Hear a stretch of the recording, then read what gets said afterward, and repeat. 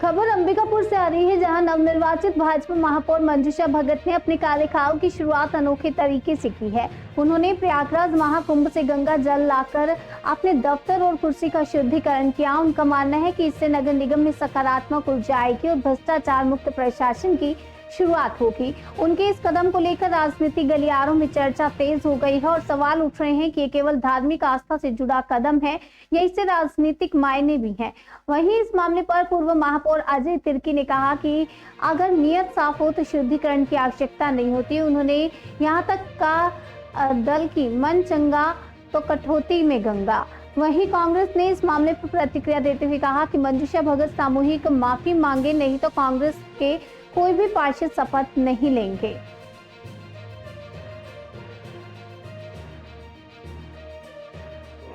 निगम में कब से बैठेंगे? रायपुर में जो महापौर ने कहा है कि पहले निगम में गंगा जल से शुद्धिकरण की जाएगी, तो यहाँ पे आप लोग क्या रणनीति है, क्या? मैं बहुत जल्दी अंबिकापुर नगर निगम में बैठने जा रही हूँ। सबसे पहले शपथ ग्रहण का समय भी मिल गया है। इस शपथ ग्रहण से पहले मैं स्पेशल अंबिकापुर नगर निगम को शुद्धिकरण के लिए जल लेने गई थी। डुबकी तो लगाई ही साथ में, और नगर निगम को शुद्धिकरण करने के लिए जल लेके आई हूँ।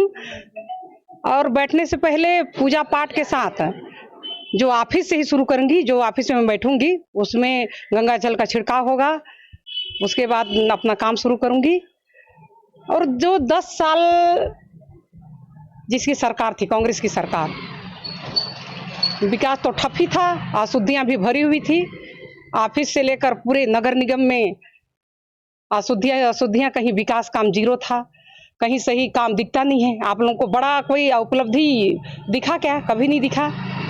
तो मैं यही बोलना चाहती हूँ कि शुद्धिकरण की बहुत जरूरत है।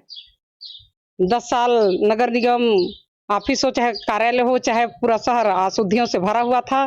तो बहुत जरूरी है कि शुद्धिकरण करना अंबिकापुर शहर को। प्रयागराज से डुबकी लगाने के साथ में अंबिकापुर शहर के लिए शुद्धिकरण के लिए गंगा जल लेके आई हूँ। क्या लगता है कितना वो कुर्सी अभी हो गया होगा?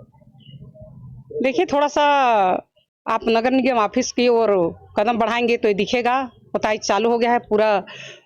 जो 10 साल जो बैठे थे वो ऑफिस भी पूर्ण रूप से लिपाई पुताई से शुद्ध हो गया है। अब जो मैं सख्त निर्देश दे दी हूँ अपने आयुक्त को कि वहाँ जो पुरानी कुर्सी और चेंबर सब कुछ बदल होनी चाहिए, क्योंकि मैं अंबिकापुर शहर में ऐसी पहली हिंदू महापौर जीत के आई हूँ।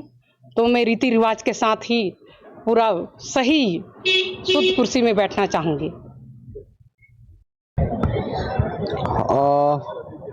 मुझे लगता है कि विकास की बातों को छोड़ के सारी बातें 5 साल होंगी, और अगर मन और दिल साफ हो तो बुजुर्गों ने कहा है कि मन चंगा तो कठौती में गंगा।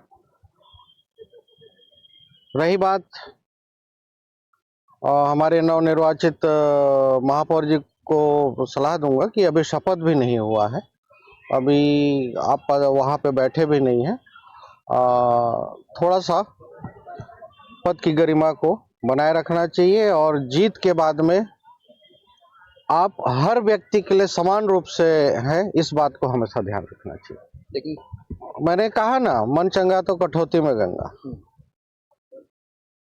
और पुराने मेरे से पहले 10 साल प्रबोध मीन जी रहे, उनके बारे में उनका क्या ख्याल है वो भी स्पष्ट कर दें। तो क्या लगता है लगेगा इसमें?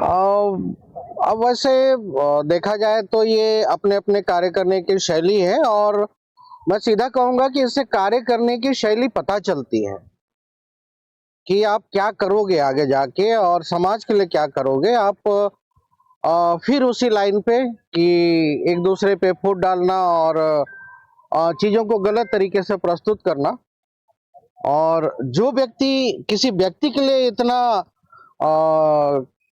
जो घृणा व्यक्त कर रहा है, अशुद्ध होना, हमारे बैठने से अशुद्ध होना माने घृणा व्यक्त करना, तो वो शहर के नगर वासियों के लिए क्या काम करेगा? वो तो मैंने संक्षिप्त में कह दिया।